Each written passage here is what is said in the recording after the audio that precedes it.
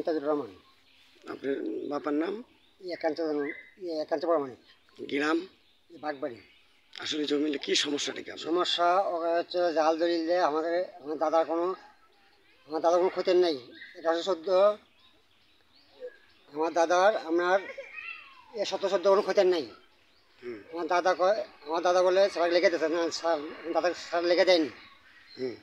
আচ্ছা, লিখে দেয়নি, আমাকে কোনো দখল দেয় না, আমার ইস্কাসা লেখাই।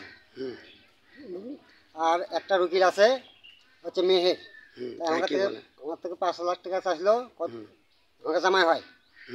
5 লাখ টাকা জমি করতে থাকে। আমার হচ্ছিল আপনার আমি ইস্কাসা লেখাই।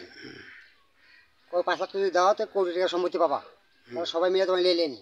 আমি টাকা দিমু করতে আমি দিতে পারিনি। খালি মামলা করে, আমি গরিব মানুষ। খালি মামলা করে আমাদের। কালকে মামলা করছে, আমি ভেঙে যাচ্ছি, কালকে মামলা করছে আমার নামে।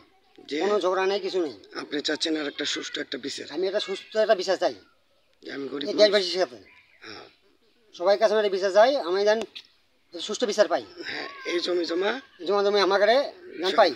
এই সব জমি আপনার? হ্যাঁ, সব জমি আমার কাছে, সবারই অংশীদারের। এটাই দাবি আমার।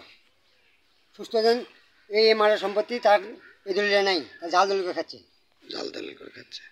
এটাই আপনার দাবি? আমার এটাই দাবি। আপনার জমি আপনি চাচ্ছেন।